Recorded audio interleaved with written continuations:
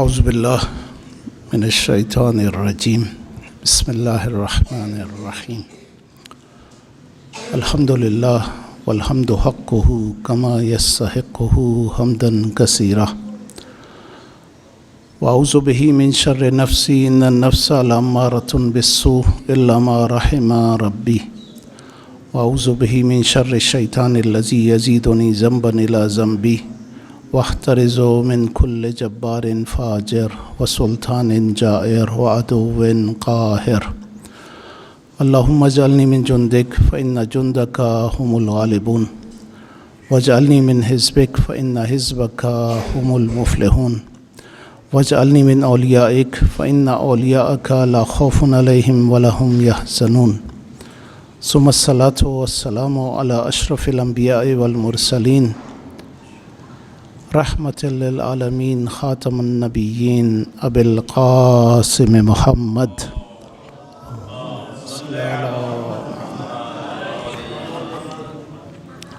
وعلی اہل بیتہ الطیبین الطاہرین المعصومین سیما بقیۃ اللہ فی الارضین عجل اللہ فی فرجہ اما بعد فقد قال اللہ فی کتابہ المجید اطیعوا اللہ و اطیعوا الرسول و اولی الامر منکم۔ درود پڑھیں محمد و آل محمد۔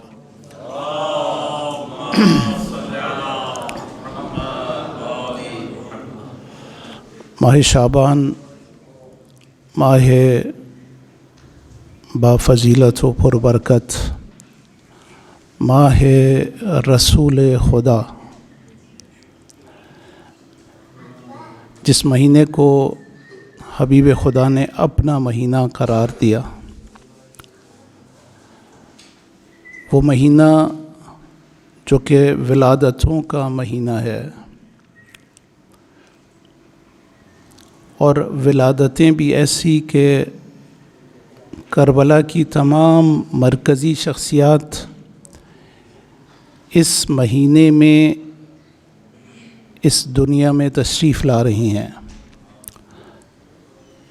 سلسلہ یہاں سے شروع ہوتا ہے اور 15 شعبان زمانے کے امام کی ولادت، ان 15 دنوں میں جو ولادتیں ہوئی ہیں، کربلا کی تمام مرکزی شخصیات اور پھر زمانے کے امام کی ولادت، ظاہراً اشارہ یہ ہے کہ کربلا کا تعلق ظہور سے ہے، اور ایک گہرا تعلق ہے کہ کربلا ہی ظہور کا زمینہ فراہم کرے گی۔ کربلا میں 72 نے جو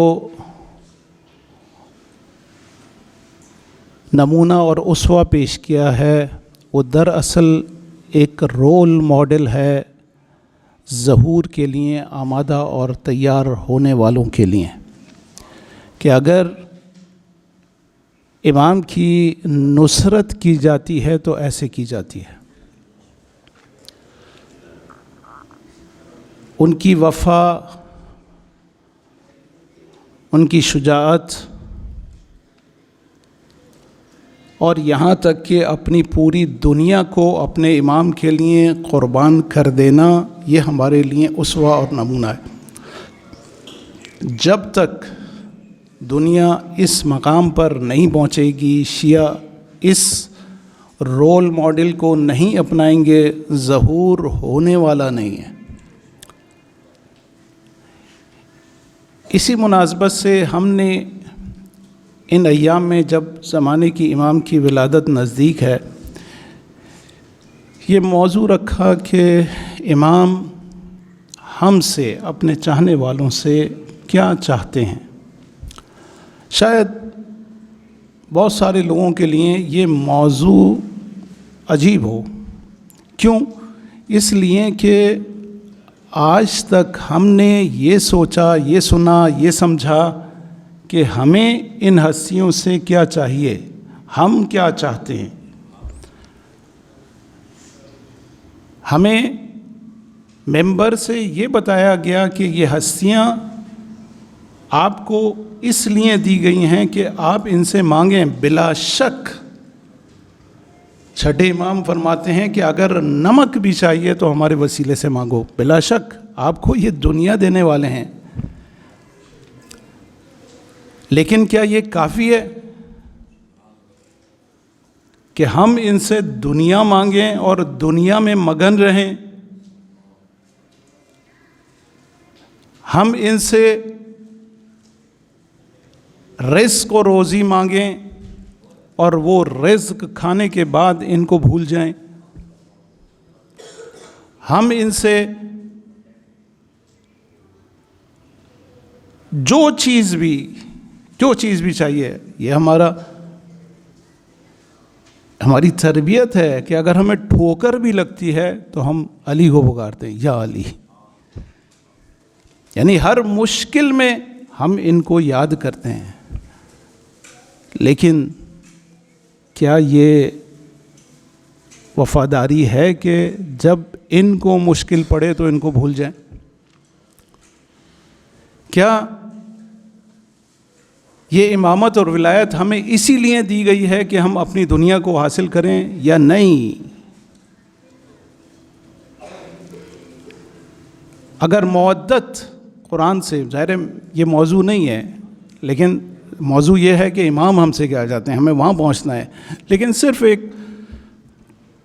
دلیل کے طور پر کہ یہ جو مودت قرآن نے ہمارے لیے واجب اور لازم قرار دی ہے کہ قل لا اسألکم علیہ اجرا الا المودۃ فی القربى، پھر کہا کہ ما سألتکم من اجر فہو لکم، دیکھو یہ جو اجر مانگا گیا ہے یہ تمہارے لیے ہے، لیکن تمہارے لیے ہیں۔ اگر بات یہیں ختم ہو جاتی تو پھر ہم کہتے بھائی ہمیں دی گئی ہے، ہم تو اسی لیے اپنی دنیا ان سے مانگ رہے ہیں، ہم فہو لکم، لیکن بات یہاں پر ختم نہیں ہوئی۔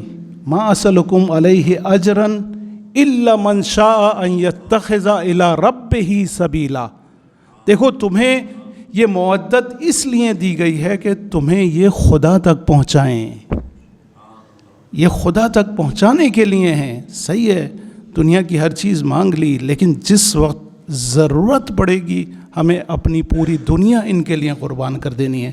یہ کربلا والوں کا درس ہے۔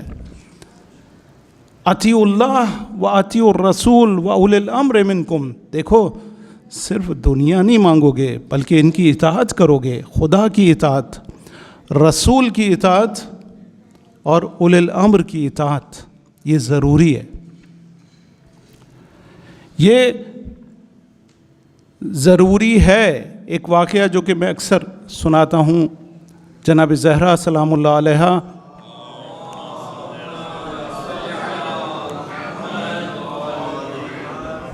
جناب حمزہ کی قبر پر موجود ہیں اور ان سے محمود العبید ایک گفتگو ہے، اس کی میں پوری گفتگو بیان نہیں کرتا، امامت کے بارے میں سوال کرتا ہے۔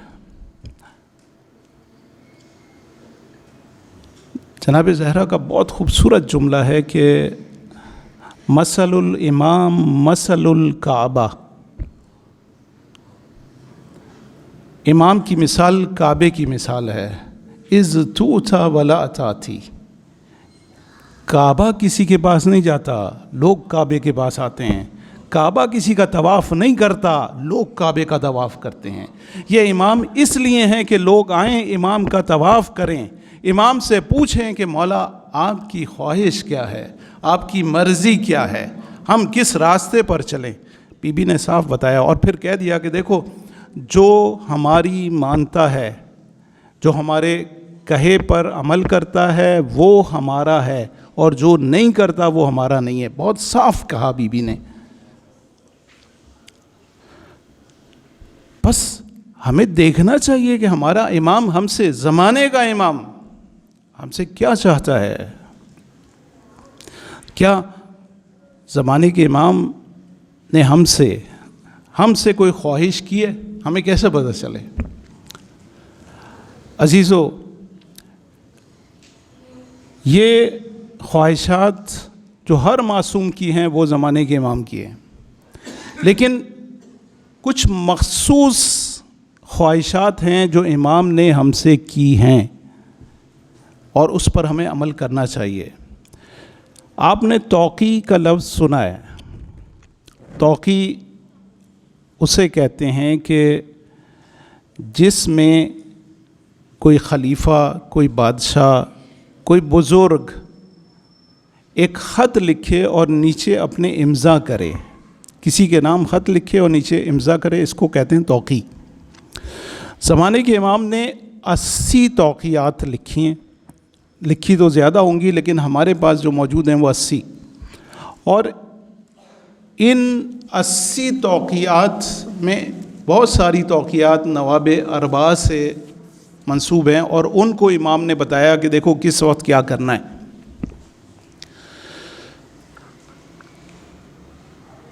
لیکن ان 80 میں سے بھی 30 توقی ایسی ہیں جو ایک ایسے انسان کو لکھی ہیں جو میں سمجھتا ہوں کہ کائنات میں خوش قسمت ترین انسان ہے، اور وہ ہیں شیخ مفید۔ 80 توقیات میں سے 30 توقیات شیخ مفید کو لکھی گئی ہیں۔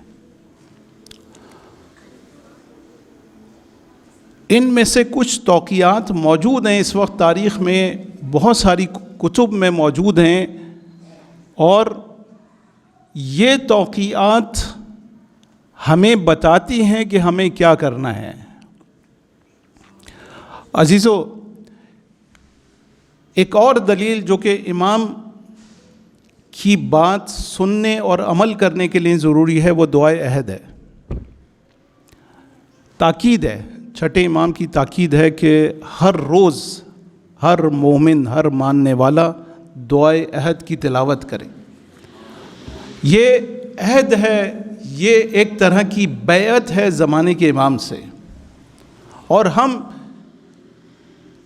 اس میں پڑھتے ہیں کہ اللہم انی اجدد فی صبیحۃ یومی ھذا، اے خدا آج کی صبح میں یہ تجدید کر رہا ہوں، وما عشت من ایامی عہدا و عقدا، اور میری زندگی اس عہد اور عقد کے بغیر نہیں گزری، آج تک نہیں گزری، میں اس عہد پر ہمیشہ قائم و دائم رہا ہوں۔ بیعۃ لہ فی عنقی، یہ میری گردن پر بیعت ہے، ولا ازول عنہا ولا احول عنہا ولا ازول ابدا، یہ کبھی بھی میری گردن سے نہیں ہٹے گی۔ یعنی ایک شیعہ بیعت لے کر پیدا ہوتا ہے، ایسا نہیں ہے کہ وہ آزاد ہے۔ جب اس نے کہا کہ اشہد ان علی ولی اللہ، تو یہ بیعت اس کی گردن پر آ گئی۔ جس مکتب کو چاہیں، بعض بچے ہم سے سوال کرتے ہیں کہ لا اکراہ فی الدین، آغا جب دین میں زور زبردستی نہیں ہے تو پھر یہ آپ کیسی باتیں کرتے ہیں؟ یہ کیسا جبر ہے، یہ کیسی بیعت کی بات کرتے ہیں جو ہماری گردن پر ہے؟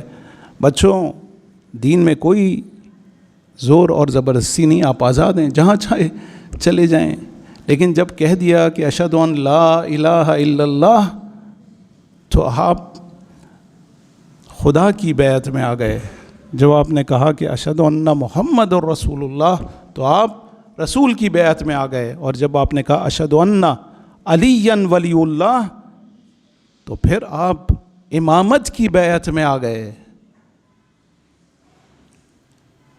جب بیعت میں آ گئے تو پھر آپ پابند ہیں، پھر آپ اپنی مرضی نہیں چلا سکتے، اب علی کی مرضی چلے گی، اب امام کی مرضی چلے گی۔ سلمان فارسی کے بارے میں کسی نے کہا کہ سلمان کی اپنی کوئی مرضی نہیں تھی، اپنی کوئی رائے نہیں تھی۔ ہواؤ علی ابن ابی طالب، یہ سلمان کی صفت تھی کہ اس کی کوئی خواہش اپنی نہیں تھی، جو علی کی خواہش تھی وہ سلمان کی خواہش تھی۔ بس یہ بیعت ہماری گردنوں پہ ہے، اگر ہم امامت کے ماننے والے ہیں تو یہ بیعت ہے۔ اللہم اجعلنی من انصارہ و اعوانہ، یہاں خدا سے دعا مانگی جا رہی ہے، اے خدا مجھے قرار دے ان کے انصار اور اعوان میں، والذابین عنہ، اور ان کا دفاع کرنے والا قرار دے۔ والمسارعین الیہ فی قضاء حوائجہ، ایسا مجھے قرار دے کہ جب وہ کوئی حاجت کریں تو میں دوڑ کر ان کی حاجت کو پورا کروں۔ والممتثلین لأوامرہ، شاہد مثال یہاں پر ہے کہ میں ان کے احکامات کی، ان کے اوامر کی اتباع کروں، بجا لاؤں، جو وہ چاہیں مجھ سے میں وہ پورا کروں۔ والمحامین، میں ان کا حامی بنوں۔ والسابقین الی ارادتہ، صرف اوامر نہیں، وہ کوئی ارادہ کریں اور میں دوڑ کر اس ارادے کو پورا کروں۔ اور آخری مرحلہ میری اس بیعت کا یہ ہو، والمستشہدین بین یدی، ان کے سامنے میری شہادت ہو جائے۔ یہ بیعت ہے ہماری۔ بس ممتثلین لأوامرہ، مجھے ان کے اوامر کو پورا کرنا ہے۔ کیسے؟ جب مجھے پتہ ہی نہیں ہوگا کہ میرا زمانے کا امام مجھ سے چاہتا کیا ہے۔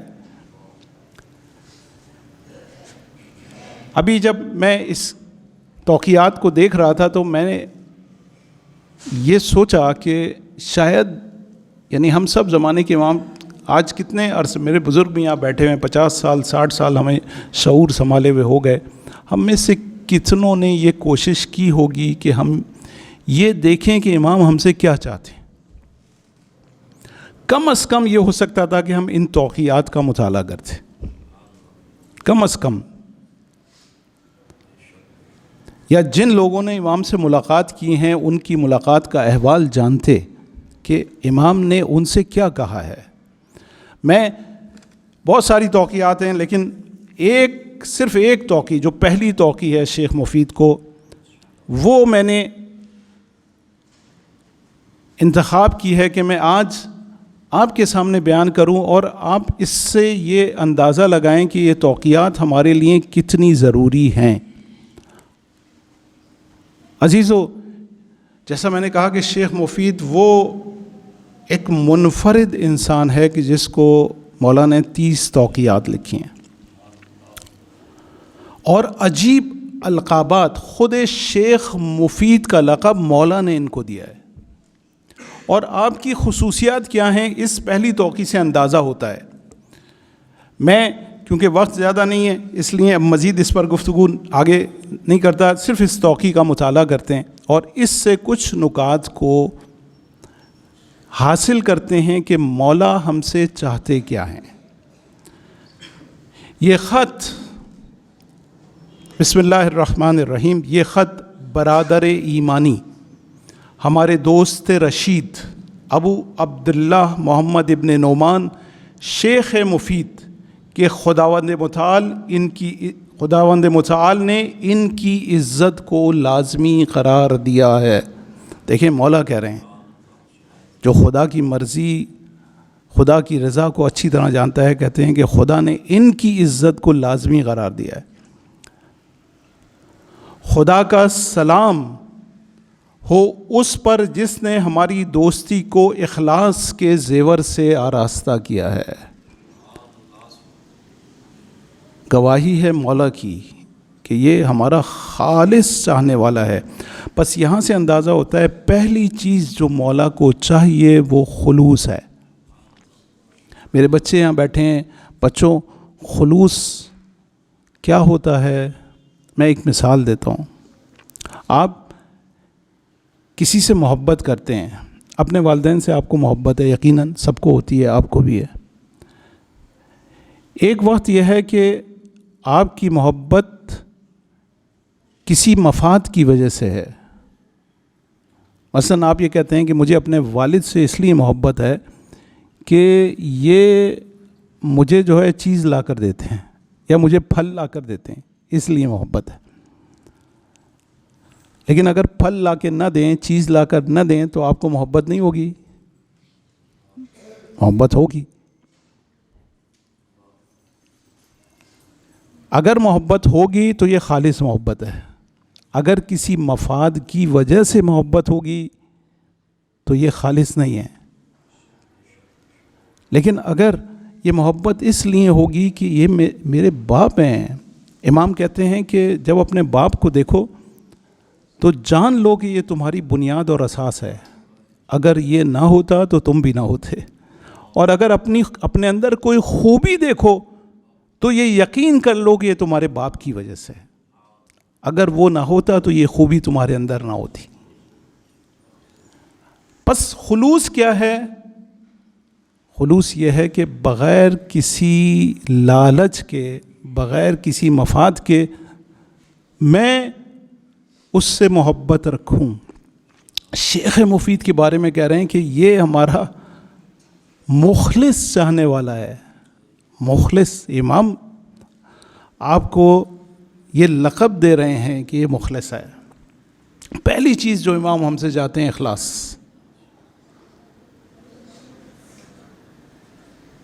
خدا سے اس لیے محبت ہے کہ خدا ہمیں نعمتیں دیتا ہے، لیکن ائمہ نے یہ نہیں سکھایا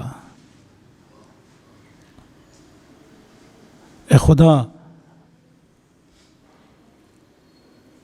اگر تو مجھے خلق نہ کرتا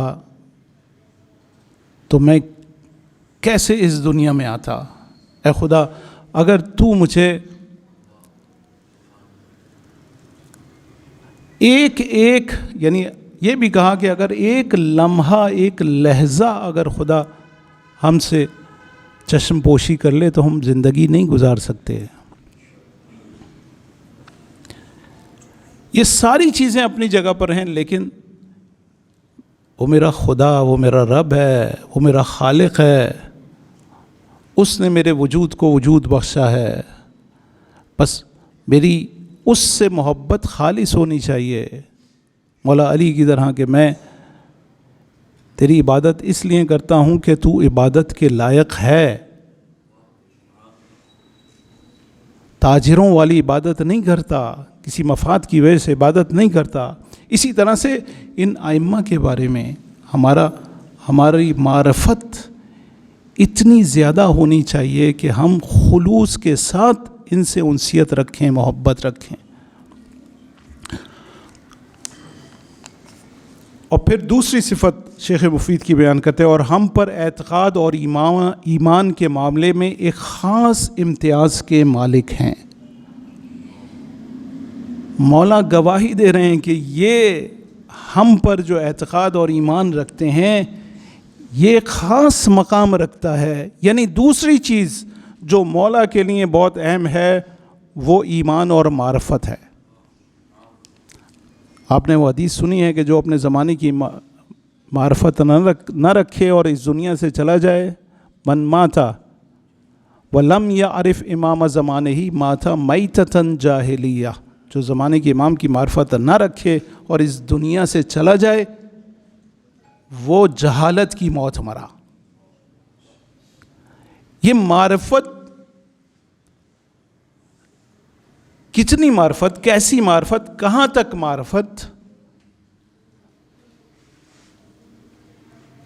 ایک دعا ہے مفاتی میں، چھٹے امام نے تاکید کی ہے کہ زمانے غیبت میں یہ دعا لازمی پڑھو۔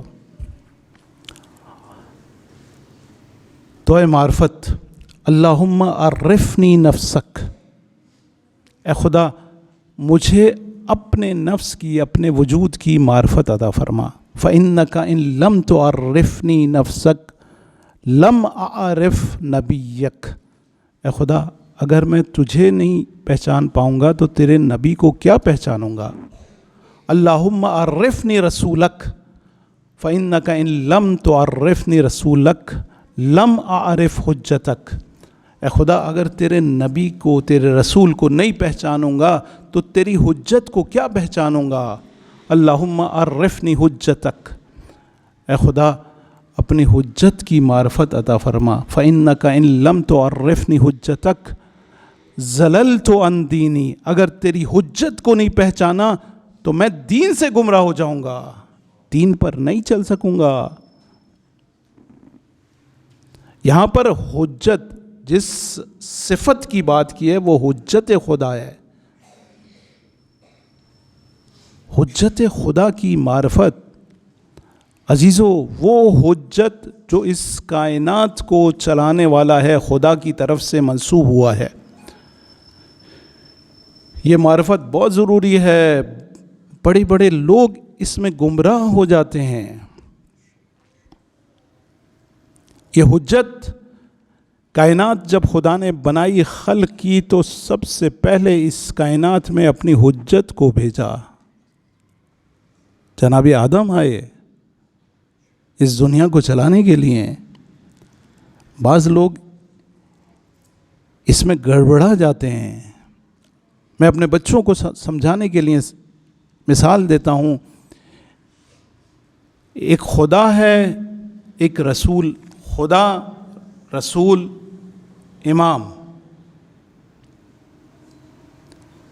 یہ طولی سلسلہ ہے۔ خدا اس کائنات کا مالک ہے۔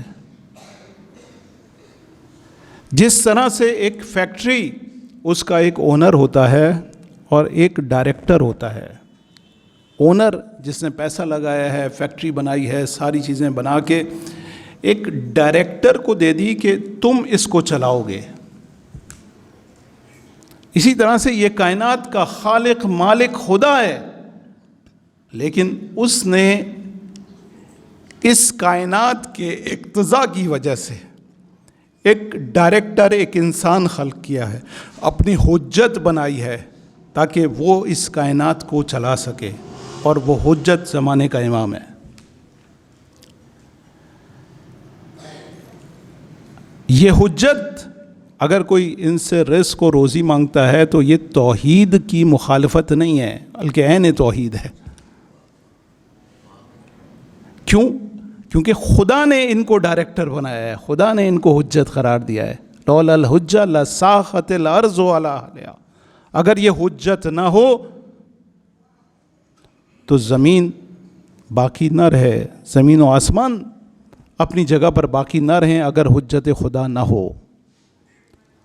پس اس حجت کی معرفت ضروری ہے۔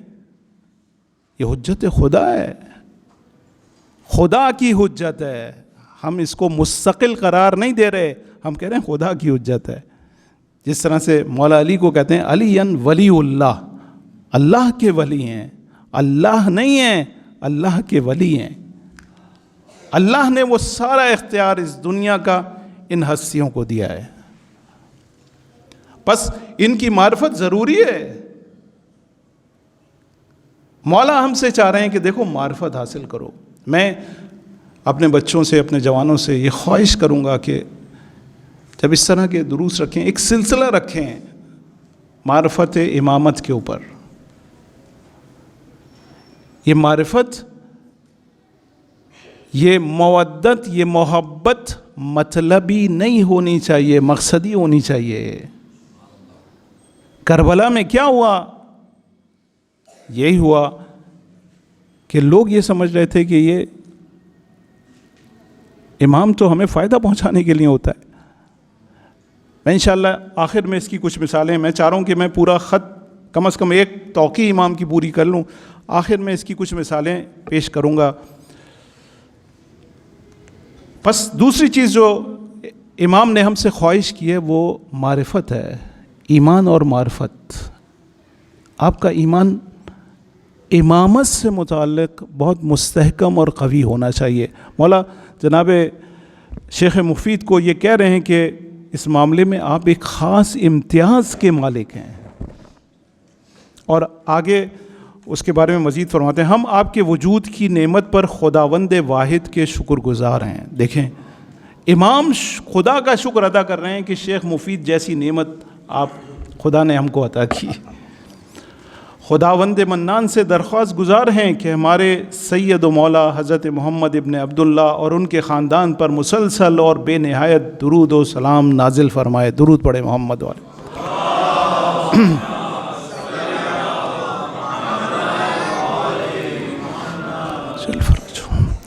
آپ دیکھیں مقام جناب شیخ مفید کہ حق کی مدد کتنی ضروری ہے۔ حق کی مدد اور حق کے بیان میں جو آپ نے صادقانہ بیانات اور نصائح بیان فرمائے اور جو کوششیں کیں، خداوند متعال نے یہ افتخار آپ کو نصیب فرمایا کہ ہمیں اجازت فرمائی کہ ہم یہ مکاتبہ آپ سے کریں.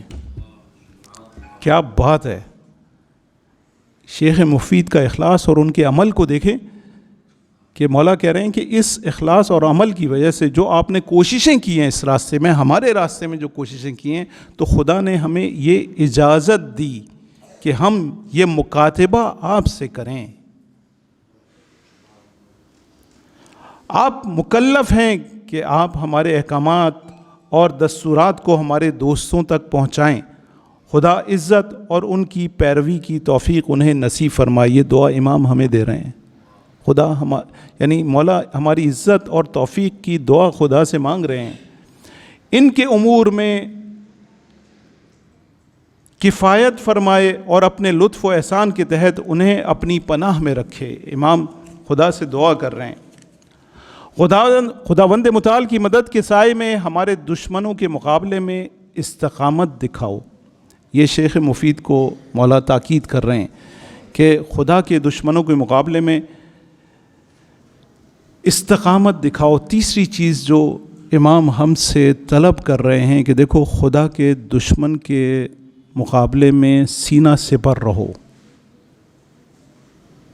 یہ ضروری ہے. خدا کے دشمن کون؟ جنہوں نے اپنا رخ خدا سے موڑ لیا ہے. دیکھو حق کے ساتھ رہو اور دشمن کا مقابلہ کرو، اس میں استقامت دکھاؤ. شیخ مفید کو کہہ رہے ہیں کہ دیکھو اس معاملے میں ہماری باتیں ہمارے ماننے والوں کو سکون پہنچائیں گی. ہماری باتیں ہمارے ماننے والوں کو بتاؤ کہ دیکھو حق کے مقابلے میں ثابت قدمی دکھانی ہے. جب تک ان ستمگروں کی حکومت ہے، ہماری اور ہمارے شیعوں کی صلاح اس میں ہے کہ ہم ان کی نظروں سے اوجھل رہیں. مولا اشارہ کر رہے ہیں کہ یہ ستمگر باعث بن رہے ہیں کہ مولا پردہ غیبت میں رہیں. لہٰذا ان ستمگروں کو ختم کرنے کی کوشش جاری و ساری رہنی چاہیے. امام ہم سے چاہتے ہیں. آج دنیا میں کیا ہو رہا ہے؟ آج دنیا میں ایک ستمگر ہے امریکہ کی صورت میں، اور اس کا ایک ساتھی ہے اسرائیل کی صورت میں. یہ اس دنیا پر اپنا تسلط قائم کرنا چاہتے ہیں. یہ صرف فلسطین نہیں، پوری دنیا پر اپنا قبضہ کرنا چاہتے ہیں. یہ دشمن خدا کا دشمن ہے. اس کے مقابلے پر استقامت دکھانی ہے، اور استقامت جس نے دکھائی ہے خدا نے اس کی مدد کی ہے. خدا نے ایسی مدد کی ہے کہ آج دنیا ان کے پیروں میں جا کر بیٹھ گئی ہے، لیکن اگر کوئی نہیں بیٹھا تو مولا کے ماننے والے نہیں بیٹھے. یہ ہمارا افتخار ہے. ابھی میں کل ایک امریکن فلسفی ہے، اس کی میں گفتگو سن رہا تھا، تو اس نے کہا کہ ایران نزدیک ہے کہ سپر پاور بن جائے. اس دنیا کی سپر پاور مستقبل قریب میں ایران ہوگا انشاءاللہ. کس کو شکست دے رہا ہے؟ جس کی بات کو رد کرنے کی جرأت کسی میں نہیں ہے. دیکھیں ہمارے ملک میں کیا ہو رہا ہے. ہم سے کہا جاتا ہے کہ جناب آپ کو پتہ نہیں ہے کہ ہم کس مشکل میں، ہم منع نہیں کر سکتے، ہم اپنی فوج نہیں بھیجیں گے، ہمارے لوگ نہیں جائیں گے، لیکن ہم کیا کریں؟ ہم منع نہیں کر سکتے، جرأت نہیں کر سکتے. اس کو آنکھیں دکھائی ہیں. نہ صرف آنکھیں دکھائی ہیں، آج سارے بحری بیڑے اور یہ اور وہ سب کچھ آ رہے ہیں، اور ادھر سے اپنی طاقت اور قدرت کا مظاہرہ کیا جا رہا ہے کہ اگر تمہارے پاس یہ ہے، یہ بحری بیڑا ہے، تو ہمارے پاس اتنے بحری بیڑے ہیں. کوئی مذاق بات نہیں ہے. اس نے ابھی اپنے 2 بحری بیڑوں کو بھیجا ہے. ایران نے کہا ہے ہمارے پاس 30 بحری بیڑے ہیں، تم لے کر تو آؤ. ہمارے پاس ایسے میزائل ہیں جو سمندر کے اندر چلتے ہیں. سمندر کے اندر سفر کرتے ہیں، مذاق بات نہیں ہے۔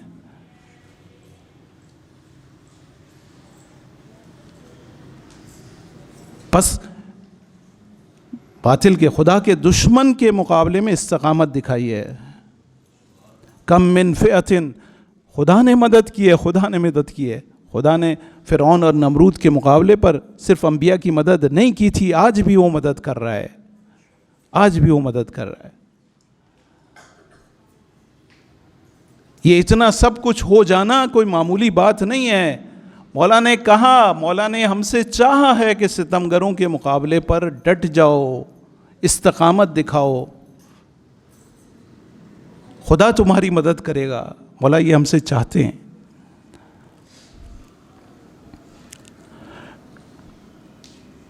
مولا نے کہا صلاح اس میں ہے، جب ایسے حالات ہوں، ستمگر حاکم ہوں، تو ہمیں پردہ غیبت میں رہنا چاہیے۔ لیکن عزیزو، یہ بات ایمان کی بات ہے۔ ہم کتنا اس چیز کو سمجھتے ہیں کہ ہمارا امام پردہ غیبت میں ہاتھ باندھے ہوئے نہیں بیٹھا ہوا، کہتے ہیں لیکن ہم تمام حوادث اور واقعات جو آپ پر گزرتے ہیں سب سے بخوبی مطلع ہیں، اور کوئی چیز بھی ہم سے پوشیدہ نہیں ہے۔ لیکن کہاں مسئلہ ہے؟ وہ خطا اور گناہ جن سے بندگان خدا دوری اختیار کرتے ہیں، لیکن تم میں سے اکثر ان کے مرتکب ہوتے ہو، ان سے بھی ہم باخبر ہیں۔ پھر مولا فرماتے ہیں اگر ہماری عنایات اور توجہات نہ ہوتیں، حوادث تمہاری زندگی کو کھا جاتے اور تمہارے دشمن تمہیں ختم کر دیتے۔ تمہاری عہد شکنی اور پیمان توڑنے سے بھی ہم آگاہ ہیں، لیکن اس کے باوجود ہم نے تمہیں چھوڑا نہیں ہے اور ہم نے تم سے ترک تعلق نہیں کیا۔ پس مولا تاکید کر رہے ہیں، پس خدا سے ڈرو، تقوی اختیار کرو اور خاندان رسالت کی مدد کرو۔ وہ فتنہ اور آزمائش جو تمہیں پیش آتے ہیں، جن میں سے اکثر میں تم ہلاک ہو جاتے، ان فتنوں میں ثابت قدم رہو کہ البتہ یہ سب ہمارے قیام کی نشانیوں میں سے ہیں۔ امر بالمعروف و نہی عن المنکر کو ترک نہ کرو، اور یہ جان لو کہ کفار اور مشرکوں کی مخالفت اور ناپسندیدگی کے باوجود خدا اپنا نور تمام کر کے رہے گا۔ خدا اس نور کو ظاہر کر کے رہے گا، ولو کرہ المشرکون، اگرچہ مشرک نہ چاہیں لیکن امام کا ظہور رہے گا، کیونکہ یہ خدا کا وعدہ ہے اور ارادہ ہے۔ تقیے کو ہاتھ سے جانے نہ دو، میں ولی خدا حق کی راہ میں چلنے والوں کو سعادت کی ضمانت دیتا ہوں۔ امام فرما رہے ہیں کہ اگر تم حق پر چلو گے تو میں سعادت کی تمہیں ضمانت دیتا ہوں۔ بس امام چاہتے ہیں کہ ہم حق کی حمایت کریں اور ہمیشہ ظالم کی مخالفت کریں۔ پانچویں چیز جو کہ بہت ضروری ہے، بس کوشش کرو تمہارے اعمال اس طرح ہوں۔ عزیزو، میرے بچوں، ہم سب چاہتے ہیں کہ ہم امام کی قربت حاصل کریں، ہم امام کے قریب ہوں، آپ سب چاہتے ہیں۔ کون ہے جو اس محفل میں یہ نہ چاہے کہ وہ امام کے قریب نہ ہو؟ کوئی بھی نہیں ہے، سب چاہتے ہیں کہ ہم امام کے قریب ہوں۔ کیسے ہوں؟ امام راستہ بتا رہے ہیں، بس کوشش کرو تمہارے اعمال اس طرح ہوں کہ تمہیں ہمارے قریب کریں۔ ہم سے مولا نیکیاں چاہتے ہیں، اور گناہ جو ہماری ناراضگی کا باعث ہیں ان سے دوری اختیار کرو۔ میرے بچوں، گناہ ہمیں امام سے دور کرتے ہیں۔ دو ولایتیں ہیں، انسان دو ولایتوں میں رہتا ہے، ایک ولایت خدا اور ائمہ، اور دوسری ولایت شیطان۔ گناہ کی سب سے بڑی مشکل یہ ہے کہ جس وقت انسان گناہ کرتا ہے خدا اور ائمہ کی ولایت سے نکل جاتا ہے اور شیطان کی ولایت میں چلا جاتا ہے۔ میرے بچوں، جس وقت گناہ انجام دے رہے ہو یہ سوچ لینا کہ میں کیا کر رہا ہوں، میں اپنے معصوم امام کی ولایت سے نکل رہا ہوں۔ بس امام کہتے ہیں، بتا رہے ہیں کہ ہماری ولایت میں کیسے رہو گے. ہمارا قیام خدا کی اجازت سے ناگہان انجام پائے گا. کیوں؟ ایک اہم وجہ امام بتا رہے ہیں کہ گناہوں سے کیوں دور رہو، اس لیے کہ ہمارا قیام خدا کی اجازت سے اچانک انجام پائے گا جب توبہ کرنے کا کوئی فائدہ نہ ہوگا. یہ اشارہ ہے کہ اس کی باقاعدہ آمادگی چاہیے. ایسا نہیں ہوگا امام ظہور کریں، ہم کہیں کہ مولا اب آپ آ گئے ہیں تو ہم آپ کے ساتھ ہو جائیں. نہیں، ایک آمادگی چاہیے. ایک راستے پر چلنا ضروری ہے. وہ سعادت کا راستہ ہے، وہ نیکیوں کا راستہ ہے. گناہوں سے بچنا ضروری ہے کیونکہ وہ شیطان کی ولایت کا راستہ ہے. جب توبہ کرنے کا کوئی فائدہ نہ ہوگا، ہمارے احکامات سے سرپیچی اور ان کی پابندی نہ کرنا باعث بنے گا کہ تم بغیر توبہ کے اس دنیا سے چلے جاؤ. کتنی بڑی بدبختی ہے. اور پھر ندامت اور شرمندگی تمہارے کام نہ آ سکے گی. اے شیخ مفید، خدا آپ کو اپنے غیبی الہامات سے ارشاد فرمائے اور اپنے سائے رحمت میں آپ کی توفیقات میں اضافہ فرمائے. یہ ایک توقع ہے جس کا ہم نے مطالعہ کیا.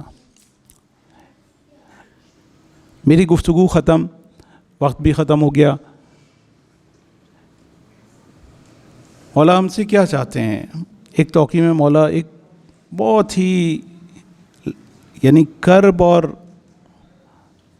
افسوس کے ساتھ ایک جملہ بیان کرتے ہیں کہ اے کاش میرے شیعہ.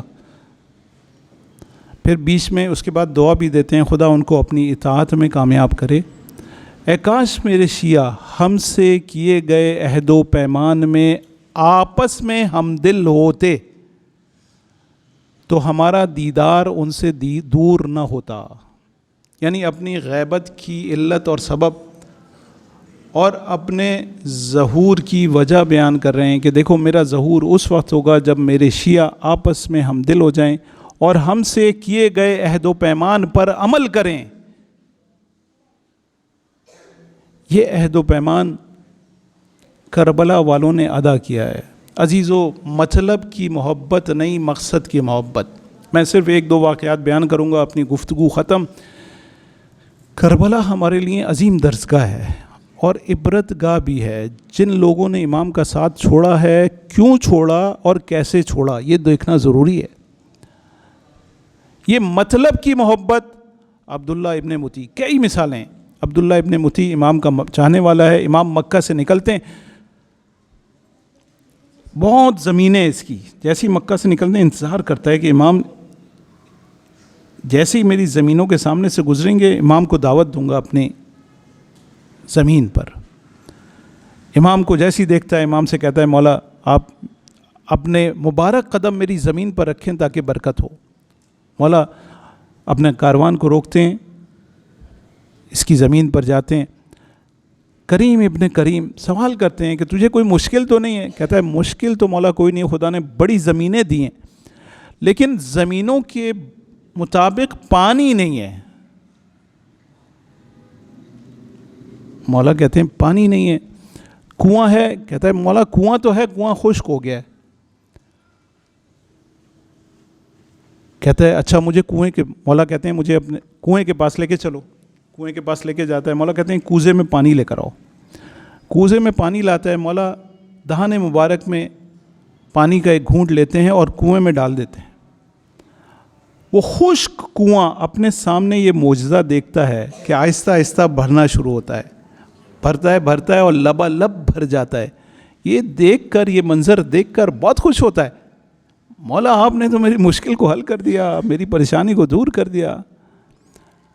مولا کہتے ہیں اچھا ہمیں اجازت دو. چلتے ہوئے مولا اس سے کہتے ہیں کہ ہم کربلا جا رہے ہیں، کربلا کا کارزار ہمیں درپیش ہے، ہمارے ساتھ نہیں دو گے؟ سوچنے لگتا ہے. کہتا ہے مولا ابھی تو پانی آیا ہے، ابھی تو میں اپنی زمینوں کو سیراب کروں گا، ابھی تو میں فصلیں اگاؤں گا. مولا ان بھری فصلوں کو کاٹوں گا، ان کو بیچوں گا. ابھی میں کیسے جا سکتا ہوں؟ یہ مطلب کی محبت، لیکن ایک مقصد کی محبت ہے۔ وہب قلبی، بچوں نے نام سنا ہے، ایک گھرانہ ہے، محقر فقیر گھرانہ ہے۔ مولا ایک اسی کاروان میں گزرتے ہوئے دیکھتے ہیں کہ ایک فقیر سا خیمہ ہے، فقیروں سے محبت ہے میرے مولا کو۔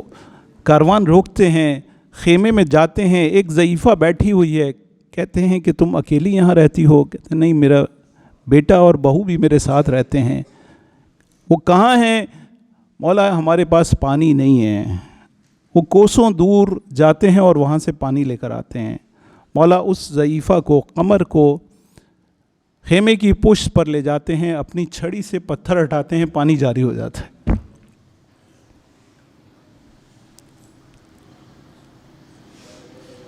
مولا خداحافظی کر کے چلے جاتے ہیں، باتوں میں اس کو بتاتے ہیں کہ اس طرح سے ہمارے سامنے ایک کارزار ہے، ایک جنگ ہمیں درپیش ہے جو کہ ہونی ہے۔ چلے جاتے ہیں۔ جب وہب قلبی اور ہانیہ اس کی زوجہ واپس آتے ہیں تو پانی دیکھ کر پریشان ہو جاتے ہیں، بتاتی ہے، پوری داستان سناتی ہے، اور یہ بھی بتاتی ہے کہ وہ کہہ کے گئے ہیں کہ وہب قلبی کہتے ہیں کہ یہ ولی خدا ہے، مسلمان نہیں ہے، کہتے ہیں ولی خدا ہے، اس کی حمایت ہمارے لیے ضروری ہے، ہم اس مشکل میں اس کو تنہا نہیں چھوڑ سکتے۔ یہ تینوں کے تینوں آ جاتے ہیں، وہ کربلا میں ایک عظیم معرکہ انجام دیتے ہیں۔ یہ ہے مقصد کی محبت، یہ ہے ولایت کی اتباع، یہ ہے امامت کی پیروی۔ عزیزو، مولا کی ولادت کے ایام نزدیک ہیں، ایسی آمادگی اور ایسی تیاری ہم سب کے لیے ضروری ہے۔ بس میں امید کرتا ہوں کہ یہ جو چند باتیں ہم نے سنی کہ امام ہم سے کیا چاہتے ہیں، ہمارے بچے مزید اس پر تحقیق کریں گے کہ امام ہم سے کیا چاہتے ہیں۔ انشاءاللہ ہم امام کے قلب مقدس کو خوش کریں، امام ہم سے راضی ہوں، اور اس رضایت کے ساتھ مولا اس دنیا میں تشریف لائیں، اور ہم اپنی جانیں، اپنا اپنا مال، عزت و آبرو کو مولا کے خاطر قربان کریں انشاءاللہ۔ خدا سے دستبدو ہیں، خدا ہم سب کو اپنی اور اپنے ائمہ کی حقیقی معرفت نصیب فرما، ہمیں توفیق دے کہ ہم اس کی راہ میں ثابت قدم رہیں، ہمیں یہ توفیق دے کہ ہم ہمیشہ حق کی حمایت کرتے رہیں۔ اے خدا، ظالم اور ظلم کا مقابلہ کرنے کی ہمیں ہمت اور جرأت عطا فرما۔ اے خدا، ہمارے اعمال کو اس قابل بنا دے کہ ہمارے مولا ہم سے راضی ہو جائیں۔ اے خدا، ہمارے اعمال کے ذریعے سے ہمیں مولا کی قربت عنایت فرما۔ اے خدا، ہمیں توفیق دے کہ ہم مولا کے ظہور کی زمینہ سازی کر سکیں۔ اے خدا، جو مومنین مشکل میں گرفتار ہیں ان کی مشکلات کو دور فرما، جو مومنین مریض ہیں بحق کے بیمار کربلا ان کو شفائے عاجلہ اور کاملہ نصیب فرما۔ ہمارے کردار، ہمارے اعمال اور ہمارے افکار کو اس قابل بنا دے کہ مولا کے اعوان و انصار میں شامل ہوں، مولا کے ظہور میں تعجیل عنایت فرما۔ ربنا تقبل منا انک انت السمیع العلیم برحمتک یا ارحم الراحمین۔